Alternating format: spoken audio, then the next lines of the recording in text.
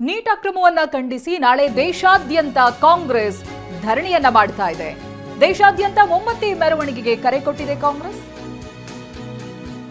AICC ಪ್ರಧಾನ ಕಾರ್ಯದರ್ಶಿ ವೇಣುಗೋಪಾಲ್ ಈ ಬಗ್ಗೆ ಮಾಹಿತಿಯನ್ನ ಹಂಚಿಕೊಂಡಿದ್ದಾರೆ. ಮೊನ್ನೆ ನಡೆದಿರುವಂತಹ ಪ್ರತಿಭಟನೆಯನ್ನ ನಾವು ಗಮನಿಸಿದ್ವಿ. ರಾಹುಲ್ ಗಾಂಧಿ ಸೇರಿದಂತೆ ಉಳಿದಂತ ಕಾಂಗ್ರೆಸ್ನ ನಾಯಕರುಗಳು ಕೂಡ ಇದ್ರು. ಅದೆಲ್ಲದರ ನಂತರದಲ್ಲಿ ಇದೀಗ ಕಾಂಗ್ರೆಸ್ ಮೊಂಬತ್ತಿ ಪ್ರತಿಭಟನೆಗೆ ಕರೆಯನ್ನ ಕೊಟ್ಟಿದೆ. ವೇಣುಗೋಪಾಲ್ ಅವರೇ ಅದರ ಬಗ್ಗೆ ಮಾಹಿತಿಯನ್ನ ಹಂಚಿಕೊಂಡಿದ್ದಾರೆ. ಇವತ್ತು ಕೂಡ ರಾಹುಲ್ ಗಾಂಧಿ ಮಾತನಾಡಬೇಕಾದ್ರೆ ಆ ವಿದ್ಯಾರ್ಥಿಯೊಬ್ಬನಿಗೆ ಏಟಾಗಿದ್ದನ್ನ ತೋರಿಸ್ತಾ ಇದ್ರು. ವಿದ್ಯಾರ್ಥಿಗಳನ್ನ ಯಾವ ರೀತಿಯಾಗಿ ನಡೆಸ್ಕೊಂಡಿದ್ದಾರೆ ಅನ್ನೋದನ್ನ ವಿಪಕ್ಷ ನಾಯಕನಾಗಿ ಖಂಡಿಸಿದ್ರು. ಇದಾದ ನಂತರ ಇದೀಗ ದೇಶಾದ್ಯಂತ ಮೊಂಬತ್ತಿ ಮೆರವಣಿಗೆಗೆ ಈ ಕರೆಯನ್ನ ಕೊಟ್ಟಿದ್ದಾರೆ. ನೀಟ್ನಲ್ಲಿ ಆಗಿರುವಂತಹ ಅಕ್ರಮವನ್ನ ಖಂಡಿಸಿ ದೇಶಾದ್ಯಂತ ಕಾಂಗ್ರೆಸ್ ಧರಣಿಯನ್ನ ಮಾಡೋದಿದೆ. ಇದೇ ವಿಚಾರವಾಗಿ ವೇಣುಗೋಪಾಲ್ ಅವರು ಕೂಡ ಮಾಹಿತಿಯನ್ನ ಹಂಚಿಕೊಂಡಿದ್ದಾರೆ.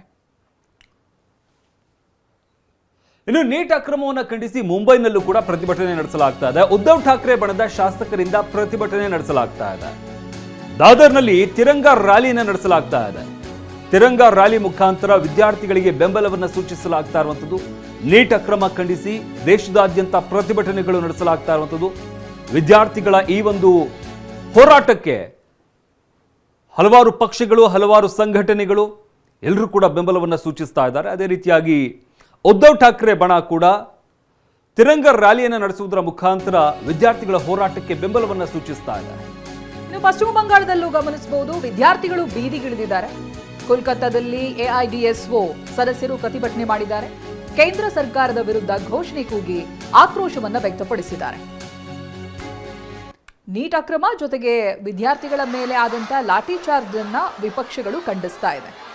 ದೇಶದ ಬೇರೆ ಬೇರೆ ಭಾಗಗಳಲ್ಲಿ ಅದು ಪ್ರತಿಭಟನೆಯ ರೂಪವನ್ನು ಪಡೆದುಕೊಳ್ತಾ ಇದೆ. ಪ್ರತಿಭಟಿಸ್ತಾ ಇರುವುದನ್ನು ಗಮನಿಸಬಹುದು. ಹಾಗೆ ವಿದ್ಯಾರ್ಥಿಗಳು ಕೂಡ ಬೀದಿಗಿಳಿದಿದ್ದಾರೆ ಪಶ್ಚಿಮ ಬಂಗಾಳದಲ್ಲಿ.